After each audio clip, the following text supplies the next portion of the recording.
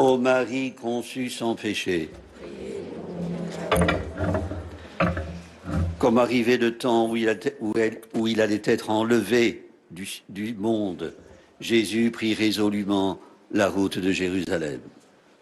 Frères et sœurs, en prenant la résolution de se rendre à Jérusalem, Jésus sait où il va et ce qu'il attend. Il obéit à la volonté de son Père, accepte librement son destin, donner sa vie par amour. La métaphore est claire, Jésus est lui-même le chemin. Qui s'engage à le suivre devra vaincre bien des difficultés. Saint Luc, dans l'évangile de ce dimanche, l'illustre en 3 courtes scènes. Dans la première, un inconnu fait une promesse spontanée d'engagement. Dans la seconde et la troisième, 2 autres anonymes s'engagent conditionnellement. Or, suivre Jésus, ce n'est pas choisir un maître auprès de qui étudier pendant un certain temps. Jésus ne tient pas école, il n'a pas où reposer sa tête. Frères et sœurs, l'attachement au Christ est libre, il ne saurait être temporaire. En plus, il suppose de renoncer à une installation douillette, à un havre rassurant, à aller enterrer son père en sacrifice majeur pour un juif pieux, à faire ses adieux aux gens de sa maison. En un mot, laisser toute la place à Dieu. Frères et sœurs, la liberté biblique est une conquête. Elle est inscrite, irréfragable de la part de Dieu dans l'alliance, fragile de la part de l'homme.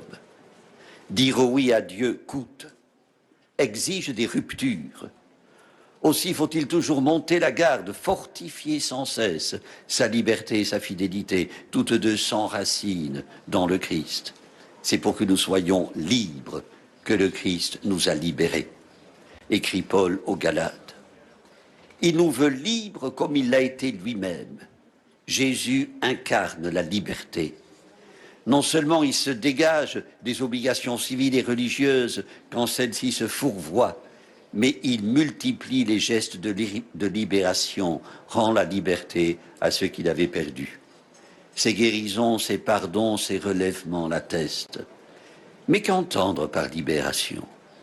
L'épisode que rapporte saint Luc donne la réponse. Il montre Jésus qui, envoyant 2 disciples préparer sa venue dans un village de Samarie, brave les interdits judaïques contre un peuple exécré.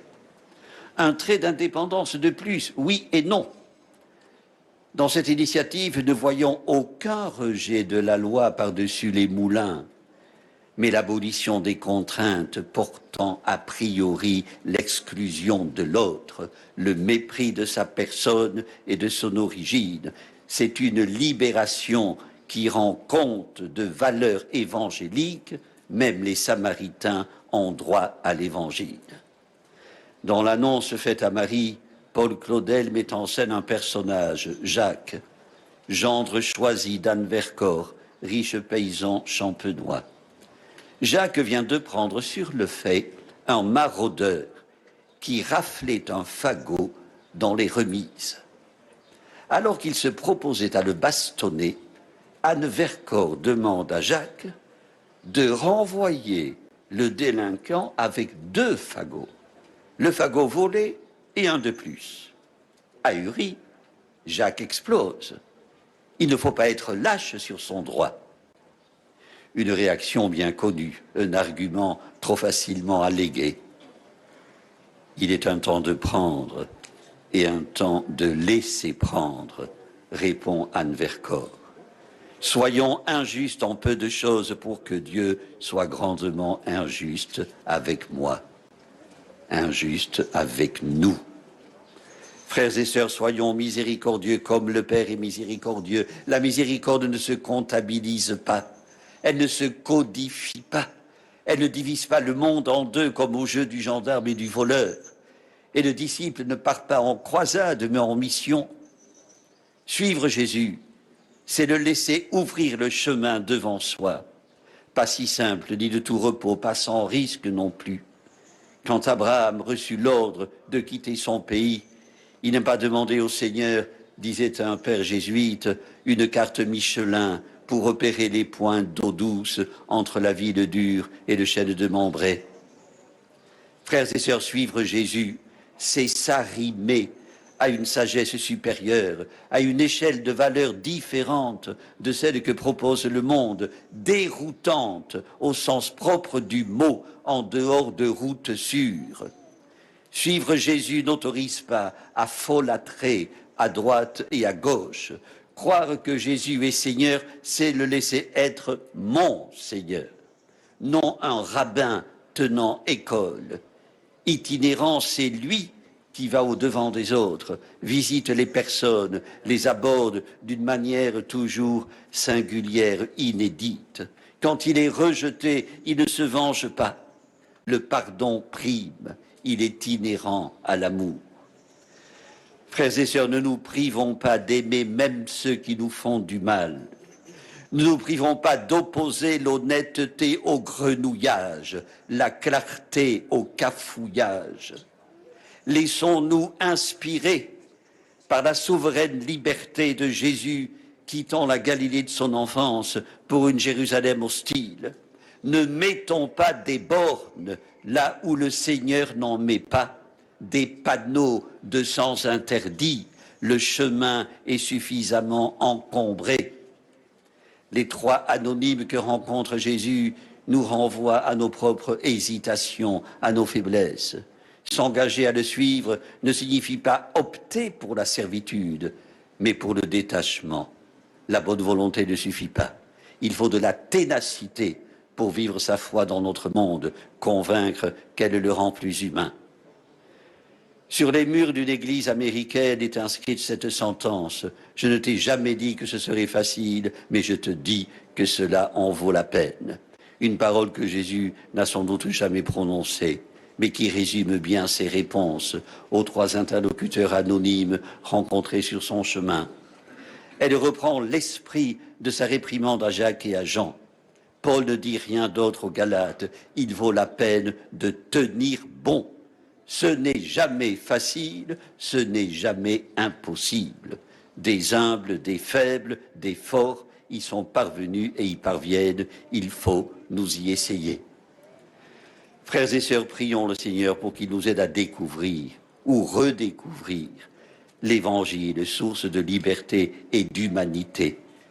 Efforçons-nous de devenir des frères et sœurs que seuls obligent leur responsabilité et leur fidélité. Des hommes et des femmes libres en Jésus-Christ. Amen. Amen. Prions le Seigneur. Père de miséricorde, en Jésus, tu nous apprends le don et l'exigence de l'amour.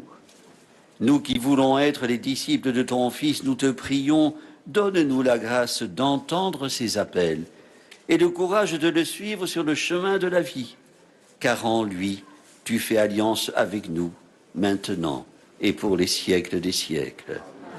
Le Seigneur soit avec vous. Que Dieu Tout-Puissant vous bénisse, le Père, le Fils et le Saint-Esprit. Notre-Dame de Lourdes, Sainte Bernadette, ô Marie conçue sans péché, prions pour la paix en Ukraine. Notre-Dame de Lourdes, Vierge Immaculée, Reine de la paix, aujourd'hui, une fois de plus, nous nous confions à ton cœur maternel. Intercède pour le peuple ukrainien, victime de la violence et de la guerre. Nous croyons que ton intercession convertit les cœurs et nous protège. Sous ta protection, Sainte Mère de Dieu, nous cherchons refuge. Ne refuse pas nos prières quand nous sommes dans l'épreuve, mais délivre-nous toujours de tout danger. Vierge glorieuse et bénie. Amen. Ave, Ave, Ave Maria, Ave, Ave, Ave Maria. Mettez-vous par amour au service les uns des autres, écrit Paul aux Galates. Frères et sœurs, que la semaine qui vient soit consacrée à accomplir ce commandement de l'amour. allez dans la paix et dans la joie du Christ. Au nom du Père et du Fils et du Saint-Esprit.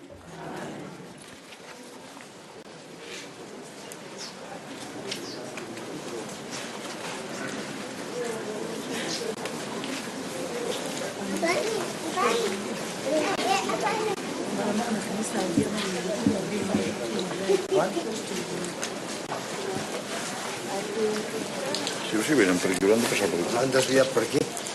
Mitjans